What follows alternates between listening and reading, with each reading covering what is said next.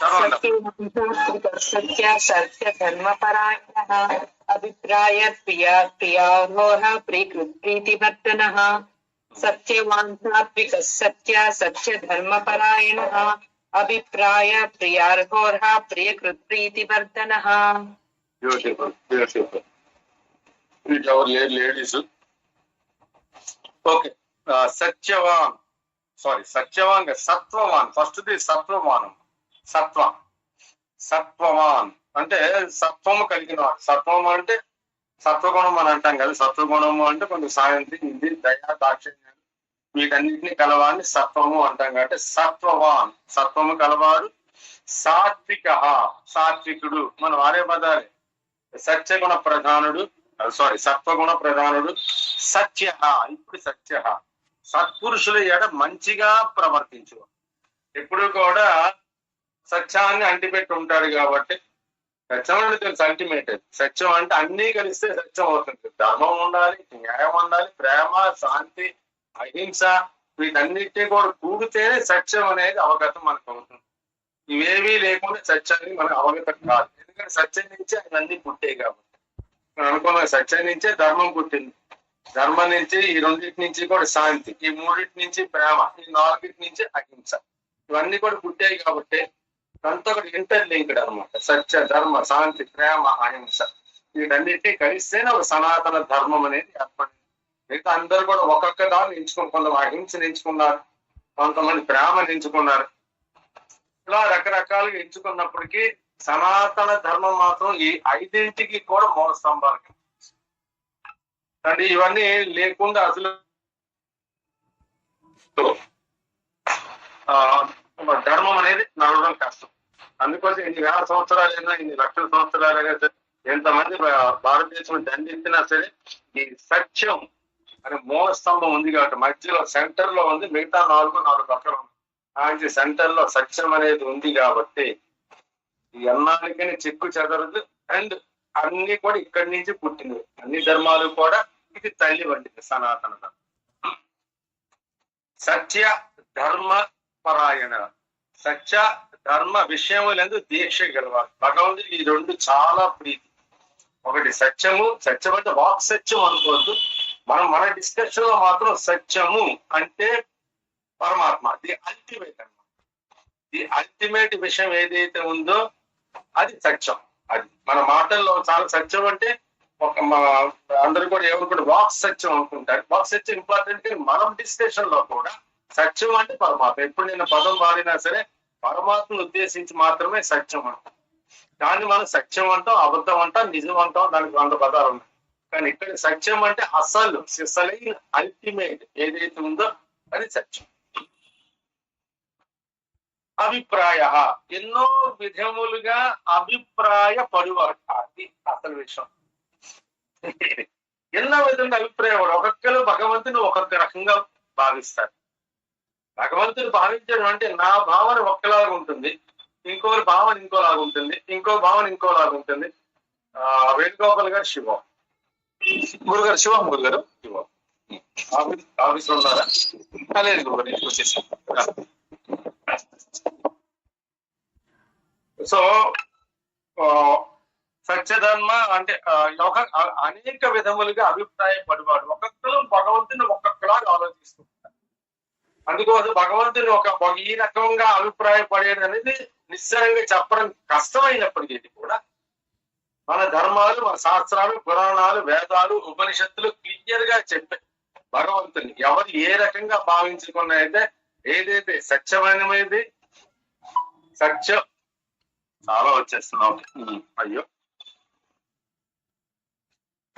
సత్యం, జ్ఞానం, అనంతం, బ్రహ్మ అని క్లియర్ గా చెప్పేశారు. ఫుల్ డెఫినేషన్ ఇచ్చేసారు.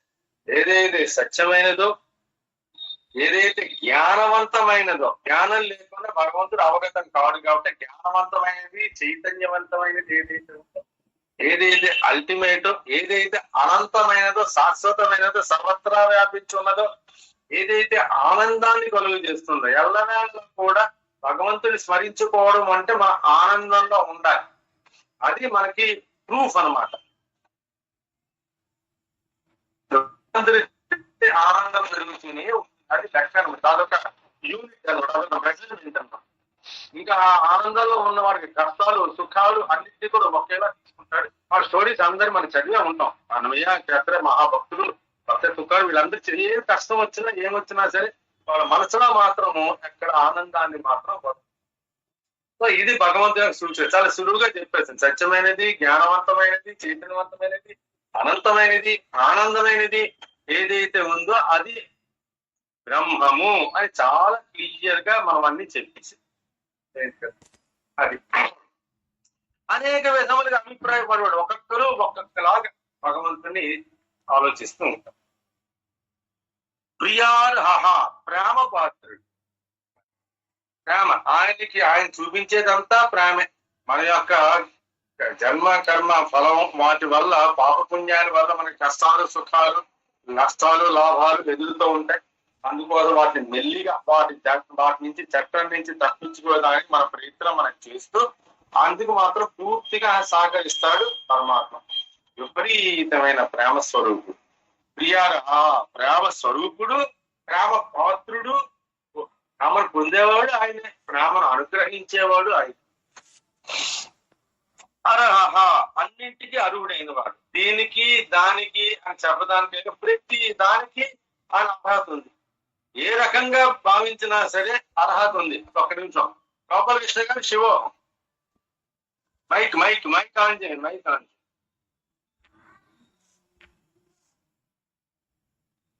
మైక్ అండి మీ మొబైల్లో మైక్ మైక్ అంటే ఇల్లంతా తిరుగుతున్నారు. వినపడుతున్నదండి నా గొంతుగా? వినిపిస్తుంది. అదే మైక్ అదే మాట్లాడినప్పుడు మైక్ ఆన్ చేసి అడిగినప్పుడు తర్వాత ఆఫ్ చేసుకోండి. ఓకే, మెయిల్ ఇచ్చారా? మెయిల్ మార్చారండి. కరెక్ట్ ఇచ్చారండి. ఇచ్చా ప్రేమ్ గారు యాడ్ చేశారు. మాధవరాజు గారు ప్రేమ్ గారు ప్రేమ్ గారు అండి. ప్రేమ్ గారు అదే మీ మెయిల్ ఐడి కొంచెం తప్పు ఉంది, యాక్సెప్ట్ చేయట్లేదు. ప్రాబ్లం తీరిపోయింది. ఇక మీద మీరు గూగుల్ మీట్ ఓపెన్ చేయగానే పైన ఉంది శివోహం అని ఉంటుంది. ఇక మీద మీరు ఏమీ చేయట్లేదు. శివోహం పక్కన నవ్వు అని ఉంటుంది. నవ్వు ఇప్పుడు అని ఉంటుంది. నవ్వు నొక్కేస్తే మీరు ఆటోమేటిక్ జాయిన్. మైక్ ఆన్ చేసుకోవచ్చు, ఆఫ్ చేసుకోవచ్చు. ఇప్పుడు ఆఫ్ చేసేసుకోండి, మిమ్మల్ని అడిగినప్పుడు ఆన్ చేసి. సో ప్రియార్హ ప్రేమ పాత్రుడు, అర్హ అన్నింటికీ అర్హుడైన వాడు. దేనికి దానికి ఏంటి? ప్రతి దానికి అర్హుడు భగవంతుడు అన్నదా. ప్రతి దానికి అర్హత ఉన్నవాడు. ప్రియకృత్ ప్రియమును కూర్చువాడు. చెప్పండి, కిందలు కూడా వచ్చింది అదే పదం. ప్రియారహ ప్రేమ పాత్రుడు, ప్రేమ కురిపించువాడు, ప్రేమను పొందువాడు, ప్రేమను అనుగ్రహించువాడు, ప్రియకృతి ప్రియమును కూర్చువాడు, ప్రీతి వర్ధన ప్రీతిని వృద్ధి చేయవాడు. ఏంటి ఆ ప్రీతి? ఆ ప్రీతి అంటే ఒక రకంగా భక్తినే ప్రీతి అనొచ్చు. ఒక వస్తువు యొక్క మన మీద ఉన్న ఒక వస్తువు మీద ఉన్న ప్రీతి కొన్నాళ్ళు పోతే భక్తి కింద మారుతుంది, ప్రేమ కింద మారచ్చు. రెండింటి ఏదో ప్రీతి అంటే ప్రేమ. మన పిల్లలు మన మానవ సంబంధాలంతా ప్రేమ అంటాం. అదే కానీ భగవంతుడు వచ్చేసరికి భక్తి అంటాం. సో ప్రీతి వర్ధన, ఏమాత్రం నువ్వు నా వైపు 2 అడుగులు వేసావంటే మాత్రం నేను నీ వైపు 10 అడుగులు వేస్తాను. అది భగవంతుడి యొక్క వాగ్దానం. ఎక్కడున్నాడు? మనలోనే ఉన్నాడు. ఒక్కసారి మనం మంచిగా ఆలోచిస్తూ ఒక 2 అడుగులు ముందుకు వేసామంటే మనలో ఉన్న అంతరాత్మ మనని 10 అడుగులు దాకా ముందుకెళ్ళడానికి మనకి ఎంతో సహాయం చేస్తుంది. ఆటోమేటిక్ కొన్నాళ్ళు పోతే పూర్తిగా సహకరించేస్తాం. ఇంకా మంచి ఆలోచన తప్ప చెడు ఆలోచన అనేది ఉండదు. అప్పుడు ఆనందం వచ్చేస్తుంది. ఎప్పుడైతే మంచిగా ఆలోచిస్తాం ఆనందం, ఎప్పుడైతే కొంచెం తేడా వచ్చిందా అంటే ఇంకా సందిగ్ధం మొదలవుతుంది, ఆలోచన సృష్టిస్తూ ఉంటుంది. సో దీని విశ్లేషణ గురించి మాట్లాడుకున్నప్పుడు శాశ్వతమైన దాన్ని ఆత్మస్వరూపంగా వెలుగొందు దాన్ని, చైతన్యవంతమైన దానిని, అంతటా నెలకొని ప్రకాశించిన దాన్ని, పరమానందాన్ని కలుగు చేసేదాన్ని, పరమాత్మగా పిలవబడే దాన్ని గ్రహించడానికి వర్ణించడానికి ఎంతో మహనీయులు ఎన్నో సాధనలు చేశారు. ఆ సాధనలన్నీ కూడా మన సనాతన ధర్మంలో వేదాలు, వేదాంతములు, వేదాంగములు, ఇంకా యజ్ఞ యాగ వ్రతులు, ఇంకా అన్నిట్లో కూడా శాస్త్రాలు, పురాణాలు, ఇతిహాసాలు అన్నింటిలో కూడా విపులంగా విపులంగా విపులంగా విపులంగా చర్చించి ఎన్నో సాధనా మార్గాలు, ఒకటి రెండు కాదు. అది చెప్పాను కదా, ఒక్కొక్కరికి ఒక్కొక్క రకంగా భగవంతుని ఆలోచిస్తారు కాబట్టి, ఒక్కొక్కరికి భగవంతుడు ఒక్కొక్క రకంగా ఆలోచిస్తూ ఉంటారు కాబట్టి ఎన్నో ప్రతి వాడు కొన్ని సాధనకు అలవాటు పడ్డారు. ఆ సాధన వల్లే మతాలు ఏర్పడ్డాయి. కొంతమంది ఒక సాధన, కొంతమంది ఈ సాధన, మనదంటూ ఒక సాధన, ఇలా ఎన్నో సాధన. కేవలం పరమాత్మ ఒక్కడే, ఆయన చేరుకోవడానికి ఇన్ని సాధనలు తప్ప ఉన్న పరమాత్మ మాత్రం ఒక్కడే. అదే ఎన్నో సాధనలు చేసి ఎన్నో విధాలుగా అభిప్రాయపడ్డారు. ఈయన ఎలా ఉంటాడు భగవంతుడు అలా ఉంటాడు, భగవంతుడు ఈ రకంగా ఊహించుకోవచ్చు, భగవంతుడు ఆ రకంగా ఊహించుకోవచ్చు అని ఎన్నో రకాలుగా ఎంతో మంది అభిప్రాయపడ్డారు. తుదకు మొత్తానికి అన్ని చేసుకొని తుదకు దాన్ని వర్ణించడం అనేది అసాధ్యము. ఇది భగవంతుడు, ఇదే భగవంతుడు అని నిర్ధారించుకోవడం మాత్రం పూర్తిగా అసాధ్యం. ఎందుకంటే అంతా ఆయనే, అన్ని ఆయనే. ఇది భగవంతుడు చెప్పడానికి వీలు లేకుండా ఇంకా అభిప్రాయపడి, అందుకోసం సత్యం, జ్ఞానం, అనంతం, బ్రహ్మ.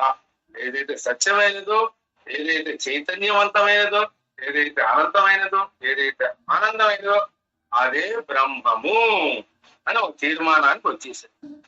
దాన్ని వర్ణించడం అసాధ్యం. అనుభూతి ద్వారా మాత్రమే, పరమాత్మని అనుభూతి ద్వారా మాత్రమే ఆ పరమ సత్యాన్ని గ్రహించగలమని తేల్చి చెప్పేసి, ఇదంతా కూడా అందరి భక్తుల యొక్క చరిత్రలు దీన్ని తేల్చి చెప్పేసి, వాడు బాహ్యంగా సాకార రూపంలో వాళ్ళ యొక్క సాధన మొదలుపెట్టి వీరందరూ కూడా ఆల్మోస్ట్ ఇంకా నిరాకారంలోకి వెళ్ళిపోయి, నిరాకారం గల భగవంతుడు అంతర్యామి తనలోనే ఉన్నాడు, సర్వత్రా ఉన్నాడు.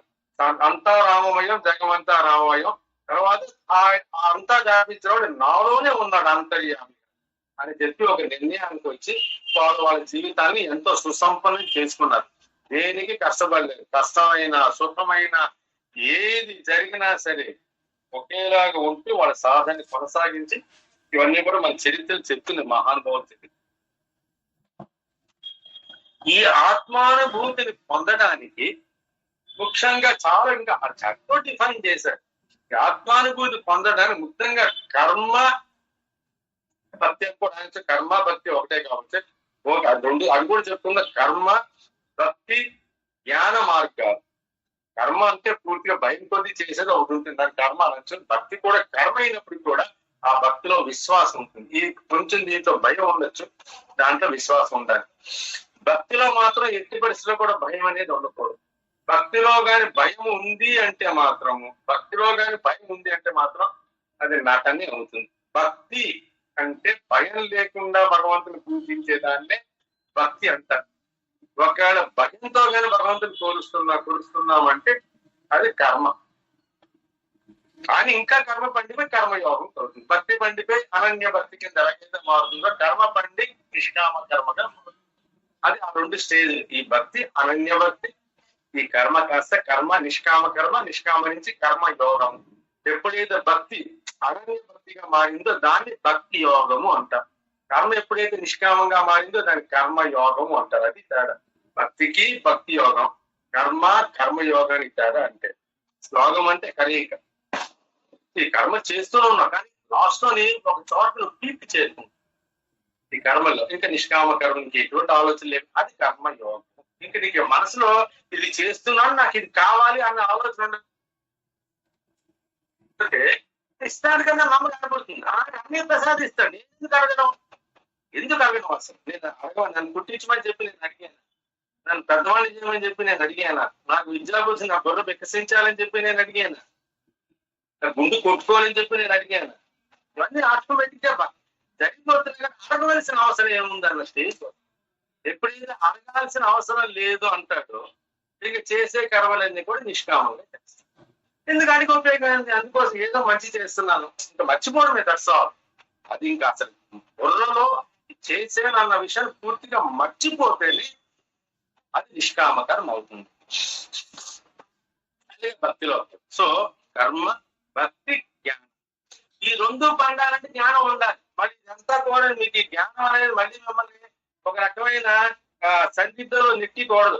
ఏది మంచిది, ఇది మంచిదా, అది మంచిదా, ఈ దేవుడు మంచివాడా, ఆ దేవుడు మంచివాడా, వాడిని పూజిస్తే ఇది వస్తుంది, వీడిని పూజిస్తే ఇది వస్తుందా, వీడికి ఏం ప్రసాదం పెట్టాలి, వాడికి ఏం పులిహోర పెట్టాలి. ఇది ఎప్పటికైతే వచ్చిందో ఇంకా పూర్తిగా నీకు ఇంకా కుదరనట్టే లెక్క. ఏదో చనిపోతున్న నలుగురితో పాటు నారాయణ అలాగే జరుగుతుంది తప్ప సాధనలో మాత్రం ఏంటి అంటే మాత్రం జ్ఞానం ఉండాలి. జ్ఞానం లేని సాధన, జ్ఞానం లేకుండా పరమాత్మ అర్థం కాడు. జ్ఞానం లేని సాధన సుసంపన్నం కాదు. కోసమే భక్తి జ్ఞానం, కర్మ జ్ఞానం. పెద్దలు చాలా ఆలోచించే పద్ధతి పెట్టి ఏం చేసినా సరే, కర్మ చేసినా సరే, పూజ చేసినా, పురస్కారం చేసినా, యజ్ఞాలు చేసినా, యాగాలు చేసినా, ధ్యానం చేసినా, ఏది చేసినా సరే జ్ఞానం ఉండాలి. జ్ఞానం లేకుండా ఏవి కూడా సుసంపన్నం.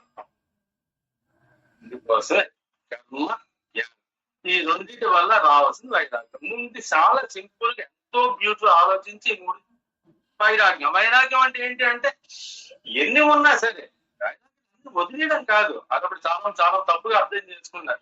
వైరాగ్యం పిల్లల్ని వస్తువుల్ని ఇళ్ళని అని వదిలేయడం కాదు. వైరాగ్యం అంటే అన్నీ నీ చుట్టూ ఉన్నప్పటికీ కూడా దేని మీద నువ్వు పర్టికులర్ గా ఆ విషయ వాంఛలు పెంచుకోడు. తామరాకు మీద నీటి బొట్ల ఉండదు. డబ్బు ఉండొచ్చు నీ దగ్గర, చాలా సుఖం ఉండొచ్చు, లేకపోతే అప్పుడు ప్రాధాన్యత రావచ్చు, కానీ ఎట్టి పరిస్థితుల్లో కూడా మనం దేనికి అది వైరాగ్యం. దేనికి పొంగిపోకూడదు, దేనికి కృంగిపోకూడదు. దాన్ని వైరాగ్యం అంట. అంతేగాని అన్ని వదిలేసి పారిపోయేవాడిని వైరాగ్యం అన్నాను. వాడికి ఏదో ప్రాబ్లం వచ్చింది, పిల్లల మీద కోపం వచ్చింది, పారిపోయి వచ్చేస్తాడు. అలాంటి ఉపయోగం లేదు. వైరాగ్యం అంటే జీవితాంతం కూడా వైరాగ్యంలో ఉండాలి. ఏదో 2 నెలలు వైరాగ్యంతో ఉంటారంటే కుదరదు. మనసులు ఒప్పుకోడు, మన మనసే ఒప్పుకోదు. మళ్ళీ వెళ్ళరా బాబు ఇక్కడ పనికిరాలు అని చెప్పి. సో ఎంతో ఈ వివరాలను ఆత్మాను పొందడానికి కర్మ, భక్తి, జ్ఞాన మార్గ ప్రధాన పదం వస్తాను భగవద్గీత ఇలా గాలి వడబోసి చెప్పేసింది భగవద్గీత. శ్రీకృష్ణార్జున సంవాదం ఎంతో క్లియర్ గా, ఎంతో నీట్ గా, ఎక్కడ ఏది కూడా వదలకుండా, ఏమాత్రం డౌట్ లేకుండా మొత్తం భగవద్గీతలో A to Z చెప్పడం. అందుకోసమే నేను అంటున్నది ఏంటంటే వ్యాస మహర్షి ద్వారా ఎంతో క్షుణ్ణంగా మానవులందరికీ కూడా, మన మానవులందరికీ కూడా అందించేది జగద్గురువైన శ్రీకృష్ణుడు. సో ఈ అనుభూతిని పొందడానికి మళ్ళీ ఇక్కడ ముఖ్యంగా అనుభూతిని పొందడానికి కొంచెం మనం ఉండాలి. ఈ అనుభూతి పొందడానికి మాత్రం వేష భాషలు కానీ, కుల ఆడంబరత కానీ, పాండిత్యం కానీ, శాస్త్ర పరిజ్ఞానం కానీ, శాస్త్ర పరిజ్ఞానం కానీ, కుల మత వర్ణ భేదాలు కానీ, శాస్త్రజ్ఞానం కానీ అవసరం లేదు. వాళ్ళు కూడా క్లియర్గా చెప్పారు. ఇదంతా కూడా కొంతవరకు పూర్తిగా ఇది ఉంటేనే భగవత్ సాక్షాత్కారం లభిస్తాడన్న మాత్రం కాబట్టి శాస్త్ర జ్ఞానం ఉంటేనే భగవంతుడు నాకు కనబడతాడు, నేను ఫలానా కులస్తుడిని అయితేనే భగవంతుడు కనబడతాడు, లేకపోతే ఫలానా ఆడంబరంతో ఉంటేనే దండలు గెండలు వేసుకుని ఇవన్నీ చేసుకుంటేనే భగవంతుడు లభిస్తాడు. ఓకే, లేకపోతే వేష భాషలు, ఫలానా వేషానికి ఫలానా భాషకి భగవంతుడు లొంగుతాడు.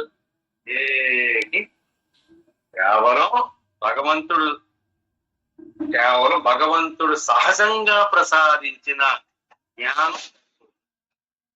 భగవంతుని పొందడానికి సాక్షాత్ ఆయన 1 లీటర్ పెట్రోల్ మనం అనుకుంటున్నాం. ఆ 1 లీటర్ పెట్రోల్ ఏదైతే భగవంతుడు మనకి 1 లీటర్ జ్ఞానం ఇచ్చాడో బండి కొన్నప్పుడు. సో అలాగే మనం పుట్టినప్పుడు ఏదైతే జ్ఞానం మెల్లిగా చిన్న జ్ఞానంతో ఉంది, మెల్లి జ్ఞానం కొంచెం లెవెల్కి వస్తుందో ఆ జ్ఞానం సరిపోతుంది. ఆ జ్ఞానాన్ని మనం ఎలా ఉపయోగించుకుంటున్నాం అన్న దేనికైనా సరే అదే ఆలోచన పుడుతుంది, బుద్ధి పనిచేస్తుంది. ఈ రెండు కూడా మిత్రులు అయిపో. ఎప్పుడైతే ఇద్దరు ప్రతి విషయానికి కొట్టుకుంటూ ఉంటారో ఆ శాంతి మొదలవుతుంది. ఒక టైం ఈ రెండు కూడా మిత్రులు అయిపోరు. ఎస్, ఇద్దరం కలిసి చేద్దాం అని మనస్సు బుద్ధి ఎప్పుడైతే మిత్రులు అయితే ఒక అనుసంధానం ఏర్పడుతుందో అప్పుడు ఆటోమేటిక్ గా ఒక్కొక్క మెట్టు పైకెత్తు. సో తమకున్న పరిమితమైన జ్ఞానంతో పశుపక్షాదులు కూడా, పశువులు, పక్షులు, క్రిములు, కీటకాలు కూడా వాటికున్న పరిమితమైన జ్ఞానంతో కూడా పరమాత్మ వైభవాన్ని కనుమని చాలా క్లియర్ గా చెప్పారు భగవద్గీత. మీకేలేదు అన్ని నేనే నా స్వరూపమే. భగవంతుడికి చెప్పాడు విశ్వరూప సందర్శన యోగంలో, విభూతి యోగంలోని శ్రీకృష్ణుడు క్లియర్ గా చెప్పాడు అన్ని నేనే. అన్ని జీవులు, ప్రతి జీవి, ప్రతి జనము, ప్రతి పదార్థము నేనే. అందుకోసమే ఆయా పదార్థాలు కూడా వాటి యొక్క పరిమితమైన జ్ఞానంతో తమలోనే ఉన్న చైతన్యాన్ని అనుభవిస్తున్నాయి. జడాలనుకుంటే చైతన్యం, జీవాలనుకుంటే ఆత్మ, అలా తీసుకున్నా సరే అనుభవిస్తున్నాయి. అనుభవించే మెల్లిమెల్లిగా ఎలివేట్ అవుతుంది. వాళ్ళ జ్ఞానం ఉంది కదా, ఆహారం ఎత్తుకుంటున్నాయి, నిద్రపోతున్నాయి, మైదనం చేస్తున్నాయి. అలాగే వాళ్ళలో వాళ్ళ ఆలోచన, చింతన ఎన్నో జరుగుతూ ఉంటాయి. ప్రతి జీవిలో కూడా జరుగుతూ ఉంటాయి. తమకున్న పరిమితమైన జ్ఞానంతో పశుపక్షాదులు కూడా పరమాత్మ వైభవాన్ని గ్రహించగలవని ఎన్నో ఉదాహరణలు, సంఘటనలు ద్వారా మనకు వివరించేది కూడా శ్రీకృష్ణుడు. వేద మహర్షి దాన్ని ఎంతో చక్కగా, నీటిగా 700 శ్లోకాల కింద విభజించడం కూడా జరిగింది. అందుకోసం చాలా సూచనలను, సలహాలను మనకు అందించేది. ఏమో మన కొత్తగా కష్టపడాలి, అన్ని సూచనలు, సలహాలు అందించేది. జాగ్రత్తగా వాటిని అర్థం చేసుకొని, వాటి వెనకాలన్న అంతరార్థాన్ని అర్థం చేసుకొని జ్ఞానాన్ని ఉపయోగిస్తూ, ఆవిడే చెప్పాడు కదా అని చెప్పి వెళ్ళిపోతే మాత్రం వెళ్ళిపోతుంది అజ్ఞానం. ఏదైనా మనం పూర్తిగా ఒక యోగాన్ని పట్టుకున్నామంటే పూర్తిగా అవగాహన ఉండాలి. దాన్ని సత్యాన్వేషణ అంటారు. ఆ సత్యాన్ని అన్వేషిస్తే కేవలం అన్వేషణ అంతా కూడా సత్యం. ఇది కాదు, ఇది కాదు, ఇది కాదు, ఇది కాదు, ఇది కాదు, ఇది నేతి నేతి నేతి. ఏదైతే అల్టిమేట్ గా నీకు జ్ఞానాన్ని, సత్యాన్ని తెలుసుకోవడానికి జ్ఞానం, అది నిత్య జీవితంలో మన శరీరం ఉన్నంత కూడా సత్యాన్వేషణ జరుగుతుంది. యోగ అయినా సరే, ఒక సద్గురు అయినా సరే జీవితాంతం కూడా సత్యాన్వేషణ ఉంటాడు, ఆనందాన్ని అనుభవిస్తూనే ఉంటాడు. యోగి అయినా, చదువు అయినా. ఎందుకంటే శరీరం ఉన్నంత కాలం కూడా ఎవరైనా సరే సత్యాన్వేషణ చేస్తూ ఉంటారు, ఆనందాన్ని లోపల అనుభవిస్తూ ఉంటారు. ప్రతి వస్తువుని చూసి దాని వెనకాల ఉన్న చైతన్యాన్ని గ్రహించి అమలవుతాను అనుభూతి పొందుతూ ఉంటారు. అందుకోసం ఎవరికి కష్టాలు, సుఖాలు వచ్చినప్పుడు గురుదేవులతో చెప్పుకుంటే అది తీరిపోతాయి కూడా. ఎందుకంటే ప్రతి దాని వెనకాతున్న కార్య కారణ సంబంధం ఆయన తెలుసు కాబట్టి ప్రతి దాంట్లో ఉన్న పరమాత్మ చైతన్యాన్ని వీడు మనస, వాచ, కర్మణ చూస్తున్నాడు, అనుభవిస్తున్నాడు, ఆ అనుభూతి పొందుతున్నాడు, ఆనందిస్తున్నాడు. ఎల్లవెల్ల 24/7 ఈ సద్గురులందరూ కూడా ఈ చైతన్యంలో, ఈ ఆనందంలో, ఈ బ్రహ్మానందంలో మునిగి అంటే వాడు ఏం చెప్పినా సరే నిజం. అందుకోసం వాళ్ళకున్న ఆటోమేటిక్ సహజంగా వచ్చే దాని గురించి వాళ్ళని పూజలు, పునస్కారాలు వీడి గురించి అది చెయ్యక్కర్లేదు. ఒక్కసారి మనస్ఫూర్తిగా కోరుకుంటూ మనకు కష్టం తీరాలి. ఎందుకంటే ఈ మనసులో ఇంకొక ఆలోచన లేదు, ఇంకో అభిప్రాయం లేదు, ఎటువంటి దుర్బుద్ధి లేదు. పూర్తిగా ఉన్న సత్యాన్వేషణ ఆనందంలో ఉండి అవతల వాడి మంచి ఒక్కసారి ఆనందంతో కోరుకున్నాడంటే జరిగింది. ఆ శక్తి ఆటోమేటిక్ గా వీడికిస్తారు. ఎందుకంటే లోపల ఉన్న పరమాత్మ ఎలివేట్ అవుతూ ఉంటాడు.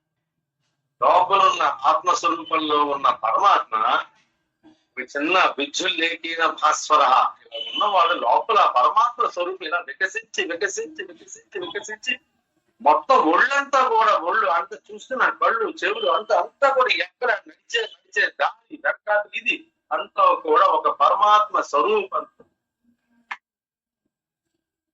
చక్కగా ఉంటారు. శరీరం ఉంటారు, వెలిగిపోతూ ఉంటారు. తెలియ ఒక మొహంలో ఒక మొక్క వచ్చేస్తుంటాయి. కొంతమందికి ఔరా అంటారు, దాన్ని ఔరా అని కూడా ఉంటుంది. చిన్న వెలుగు అనేది వెనకాల తిరుగుతూ ఉంటుంది. తల వెనకాల చిన్న వెలుగు ఉంటుంది. సాధారణంగా గ్రహించారు. వాడు అవతల వాడు కూడా అటువంటి సాధన చేస్తున్నవాడు దాన్ని గ్రహిస్తాడు. అందరికీ అది కనబడిపోదు, కొంతమంది ఆ వెలుగుని గ్రహిస్తారు. గ్రహించడం అర్థం అవుతాము. అందుకోసం టక్కని వాళ్ళు ఒక రకమైన సంభాషణ. సాధారణ వ్యక్తికి తెలియకపోయినా సరే, వాళ్ళ డిస్కషన్ మాట్లాడకపోయినా సరే వాళ్ళ మధ్యలో ఒక రకమైన సంభాషణ. అలాగే పరమహంస యోగానంద గారు రమణ మహర్షి గారిని రక్షించుకున్నారు. భక్తులందరూ ఎన్నో ప్రశ్నలు అడుగుతారు. రమణ మహర్షి గారి దగ్గర యోగానంద గారు ఎన్నో అడుగుతారని చెప్పి ఆశించారు. తీరా లోపలికి వెళ్ళి ఈయన ఆడ కూర్చున్నాడు, ఈయన కూర్చున్నాడు. ప్రస్తుతం నవ్వుకున్నారు తప్ప వాళ్ళ మధ్యలో ఒక్క డిస్కషన్ లేదు, ఒక్క మాట లేదు. బయటకు వచ్చారు కొంతసేపు పోయి యోగానంద గారు. మిగిలిన శిష్యులు అడిగారు, ఏంటి స్వామి మీరు ఎన్నో అడుగుతారు, ఆయన ఎన్నో చెప్తారు అని చెప్పి మేము ఆశించాము, మీరేం అడగలేదు అని నేను చెప్పలేదు. అప్పుడే అన్నీ జరిగిపోయాయి. నేను అడగవలసిన అడిగింది, ఆయన చెప్పవలసింది. సో ఏంటంటే వాళ్ళ మధ్య నా కమ్యూనికేషన్ నడుస్తుంది. దానికి కావాల్సిందల్లా ఏంటంటే అదే చెప్తున్నాను, మనం భగవంతుని అనుభూతి పొందాలి అంటే మనం భగవంతుడి కింద మారి, ఎందుకంటే మనలో ఉన్నాడు కాబట్టి. ఇదే కొత్తగా బయట నుంచి తెచ్చి మనలో ఏమైనా ట్రాన్స్ప్లాంట్ చేయక్కర్లేదు. కిడ్నీ మార్చేసినట్టు, ఇది మార్చేసినట్టు తీసుకొచ్చి దూర్చక్కర్లేదు. ఎందుకంటే ఆయన మనలోనే ఉన్నాడు. ప్రతి అణువు అణువు కణువు కణువులో ఉన్నాడన్నమాట.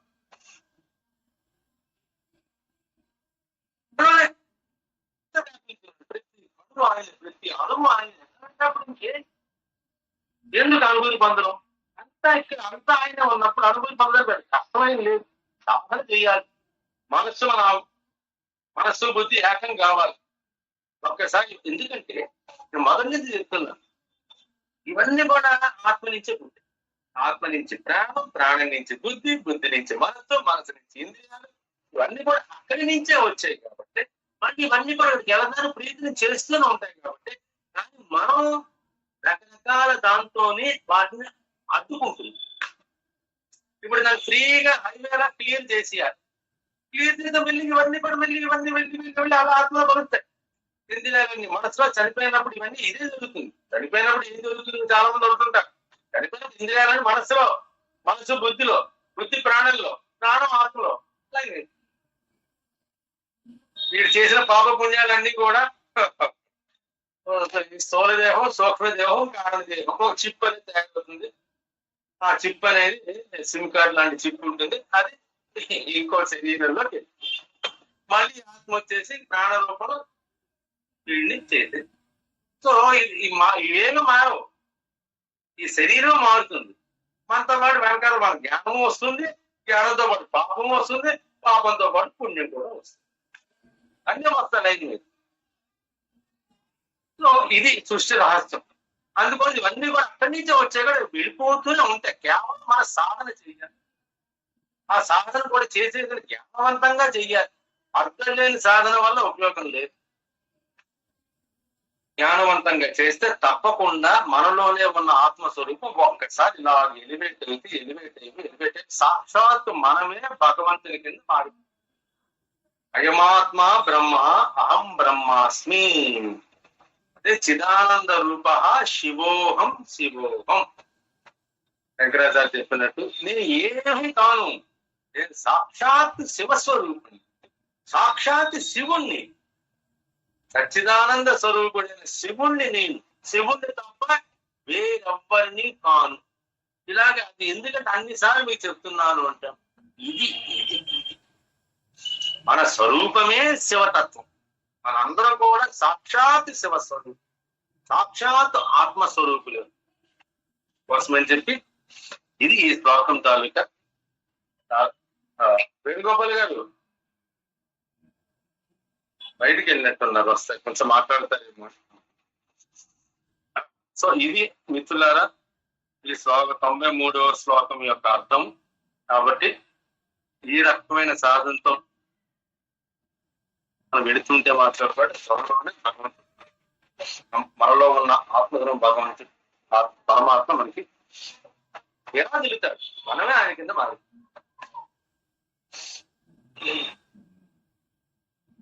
దాన్ని ఇంకొక మాటలో కూడా చెప్పాలంటే దేని దగ్గరికి జీవుని యొక్క మనస్సు పదే పదే పదే పదే పరిగెడుతూ ఉంటుందో, మనస్సు ద్వారా ఏదైతే పదే పదే పదే స్మరించబడుతూ ఉంటుందో. వేణుగోపాల్ గారు మీ గురించే వెయిటింగ్. మాట్లాడగలరా ఈ విషయాలు ఏమైనా, లేకపోతే తర్వాత మాట్లాడతాం? మాట్లాడతాం గురుగారు, మాట్లాడతాం గురుగారు. ఎంతసేపు టైం కావాలా? ఇప్పుడైనా మాట్లాడచ్చు. అయిపోయింది. మాట్లాడతాను. తమరు అయిపోయిన తర్వాత మాట్లాడతాను గురుగారు లాస్ట్ లో. ఒక 1 minute లో అయిపోతుంది. దేని దగ్గర జీవుని మనస్సు పదే పదే పరిగెడుతూ ఉంటుందో, మనస్సు ద్వారా ఏదైతే పదే పదే పదే పదే స్మరించబడుతూ ఉంటుందో అది ఆత్మ.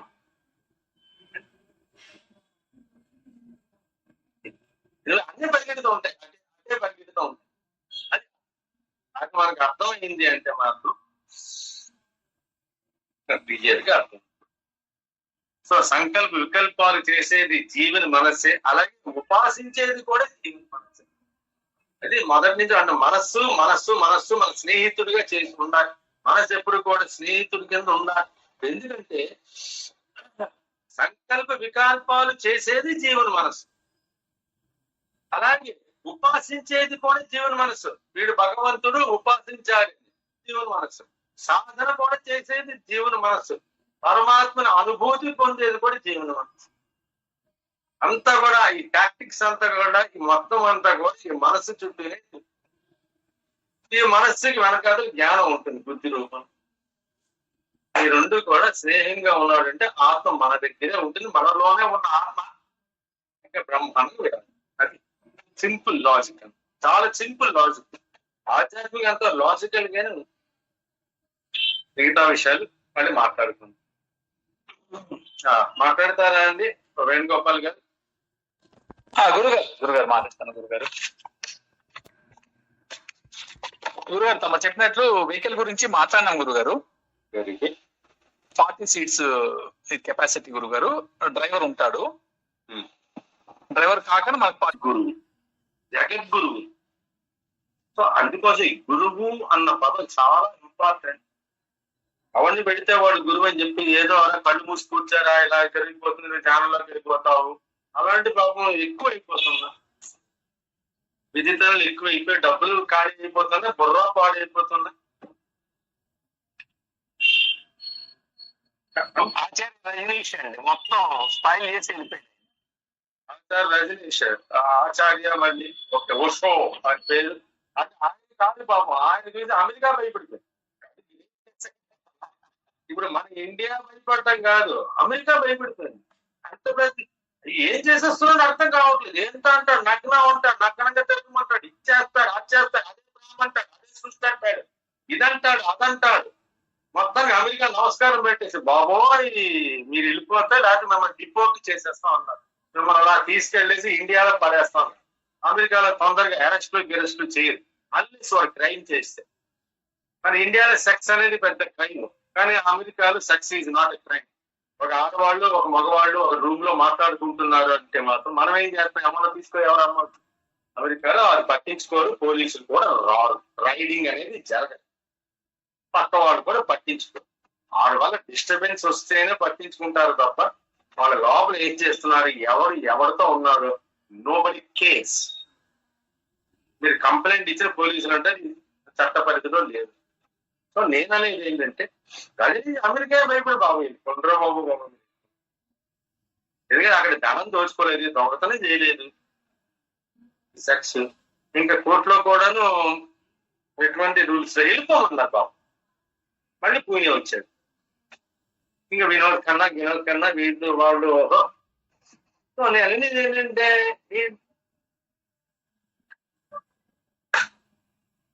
వెరితరలు ఎత్తకూడదు. బాబాజీ గారిని అంత మహాబాబాజీ గారిని క్రియాయోగ బాబాజీ అన్న మనమే అనేసుకుంటున్నాం. కేవలం క్రియాయోగానికి మాత్రమే బాబాజీ గారిని పరిమితం చేస్తాం. శ్రీకృష్ణుని ఒక యోగాన్ని పరిమితం చేసేస్తే ఎలా ఉంటుందండి? దాంట్లో నుంచి లాహి మహాశైలి ఒక భక్తుడు క్రియాయోగాన్ని ప్రచారం చేశారు.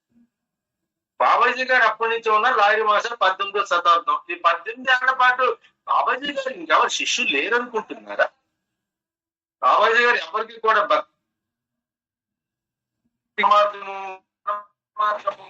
జ్ఞాన మార్గము బోధించలేదా? ఆయన మొదటి శిష్యుడు లాహిరి మహాశైలేనా? ఈ 1800 సంవత్సరాలు బాబాజీ గారు అసలు ఏమి చేయలేదా? అది కొంచెం మనం తెలివిగా ఆలోచించుకోవాలి. తెలుసు, ఎందుకంటే ఆయన గురించి నాకు తెలుసు కాబట్టి చెప్తున్నా. ఓకే, ఎవరు ఎలాగ అనుకున్నా సరే అనవసరం. కానీ ఒకటి నాకంటే జ్ఞానం చెప్తారండి. నువ్వు జ్ఞాన మార్గంలో వెళ్ళరా బాబు అని చెప్పి నాకు జ్ఞాన మార్గం ఎందుకు పంపిస్తారు? నాకు కూడా క్రియా నుంచి పంపించవచ్చు కదా. బాబాజీ భక్తుల్లో కర్మ జ్ఞానంతో నిండిపోయిన వాళ్ళు చాలా మంది ఉన్నారు. బంజారి వాళ్ళు విపరీతమైన కర్మతోనే బాబాజీ గారిని పూజిస్తారు. హై లెవెల్ ఆఫ్ కర్మయోగం, నిష్కామ కర్మ, అదే నా జ్ఞానయోగం. ఇంకొకరికి ధ్యానయోగం, అదే క్రియాయోగం. ఇంకొకరికి భక్తి మార్గం. ప్లస్ ఇంకో విషయం జాగ్రత్త ఉంచుకుంది. ఈ 4 మార్గాలు కూడా కలిస్తేనే భగవంతుడు అర్థం అవుతాడు. ఇవన్నీ కూడా ఒక చోట చేరాలి. ఆ చోటు ఏంటి చెప్పండి? మీరు యోగాన్ని అనుసరించినా సరే ఈ 4 యోగాలు కలిసి ఒక జంక్షన్ లో చేరతాయి. ఒక విజయవాడ జంక్షన్ లో చేరతాయి. ఏంటి ఆ జంక్షన్? జ్ఞానయోగం. మనసు బుద్ధి ఏకం ఉంటుంది. ఆత్మానుభూతి సార్. చిత్తశుద్ధి పేరు మర్చిపోవద్దు స్వామి. ఆత్మానుభూతి అని ఫైనల్ 10 minutes అది. అది జంక్షన్ కాదు, ఇట్స్ 10 minutes. అక్కడికి ఇంకెళ్ళదు, ముందుకు వెళ్ళవు, అక్కడితో బంద్. అన్ని అచీవ్ అయిపోయి ఓకే. రచగలి చెప్తున్నాడు జ్ఞానం మనస్సు బుద్ధి కలవడం అంటే అర్థం ఏంటంటే చిత్తశుద్ధి. ఇంక ఎటువంటి ఆలోచన, ఎటువంటి కల్మషం లేదు, ప్యూర్ మనస్సు. అందుకోసం ఈ వెలుగు వస్తుంది. ఎంత ప్యూర్ మనస్సు ఉంది కాబట్టి శరీరం అంతా కూడా సద్గురుల శరీరము, వెనకాతల బుద్ధి అంతా కూడా ఒక రకమైన మంచి చిన్న వెలుగు, కనబడని వెలుగుతో ఉంటుంది. అది ఆటోమేటిక్ గా ప్రతి మనిషికి వస్తుంది. నేను చెప్తున్నది ఏంటంటే ప్రతి మనిషికి సాధ్యమే. భగవంతుడు ఎవరికి దూరం కాదు. సో నువ్వు అదే భక్తి మార్గంలో వెళ్ళినా, ధ్యాన మార్గంలో వెళ్ళినా, కర్మ మార్గంలో వెళ్ళినా, భక్తి మార్గంలో వెళ్ళినా సరే చిత్తశుద్ధి కలగాలి. ముందు చిత్తశుద్ధి లేకుండా ఏమి ముందుకెళ్ళవు. ఈ జంక్షన్ లో, విజయవాడ జంక్షన్ లో కలవాలి, ఇంజన్ మార్చుకోవాలి, అన్ని చేరుకున్న విజయవాడ. అప్పుడు మొత్తం ఇంజిన్ ఇటు నుంచి అటు నుంచి ఇటు, ఈ ఇంజిన్ అంటూ అన్ని మారుస్తారు. చెన్నై వెళ్తాయి, గుంటూరు వెళ్తాయి, సికింద్రాబాద్ వెళ్తాయి, గుడివాడ వెళ్ళిపోతాయి, తెనాలి వెళ్తాయి. ఈజీగా అర్థం అవుతుంది. క్లియర్ మిత్రులారా? సో ఏ యోగాన్ని కూడా కించపరచదు. కానీ ఈ ప్రతి యోగంలో కూడా కొంచెం వెనకాతల మన జ్ఞానం అనేది పనిచేస్తూ ఉండాలి. భక్తిలో ఉన్న జ్ఞానం పనిచేయాలి, కర్మలో ఉన్న జ్ఞానం పనిచేయాలి. జ్ఞానంలో ఉంటే విజ్ఞానం పనిచేయాలి. జ్ఞానంలో ఉన్న గొప్పడివే. విజ్ఞానం ఏది? అనుభవపూర్వక జ్ఞానం లేని, అనుభవం లేని జ్ఞానం ఏది పనికి వస్తుంది? 10 మంది ఉపన్యాసాలు ఇవ్వదాన్ని పనికి వస్తుంది. ఇవన్నీ కూడా చిత్తశుద్ధి నుంచి మీకు తెలియదని ఒక రకమైన ఆనందం వస్తుంది. నిజంగా ప్రామిస్ గా చెప్తున్నాను, ఒక రకమైన ఆనందం వస్తుంది. చిత్తశుద్ధి ఎవరికి మీద కోపం ప్రదర్శించినా, ఏం ప్రదర్శించి ఎవరి మీద కూడా ఇంకా మనసులో ఎటువంటి మాలిన్యం అనేది ఉండదు. కష్టం అనుకుంటారు. నేను చెప్తున్నా కష్టం ఏంటి?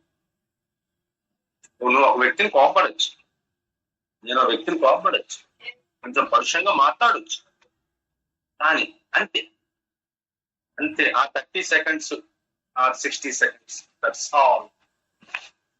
ఇంకాదు బస్. ఇంకా మనసులో అది చొచ్చుకుపోయి ఒక బీజం నాటిందా,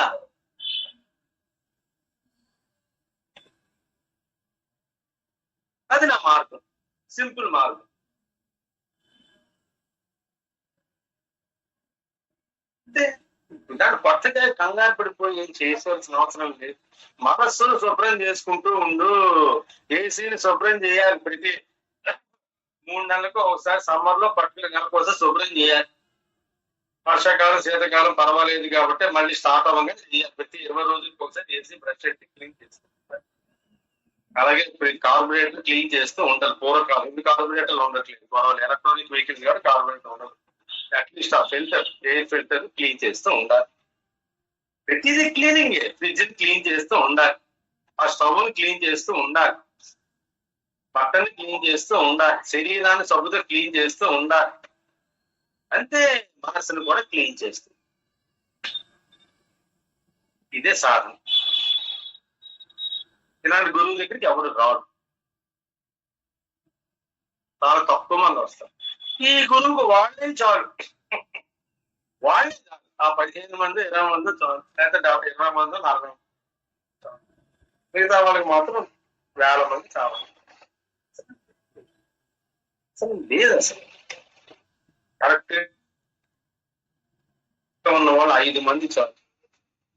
ఈ గురువు గారి లక్షణాలు 10 మందికి చెప్పండి, ఈ జ్ఞానాన్ని 10 మందికి పెట్టండి, 5 మంది చాలు. సంతోషం మిత్రులారా, ఒకసారి మైక్ లాంచ్ చేసి శుభోహం చెప్పండి.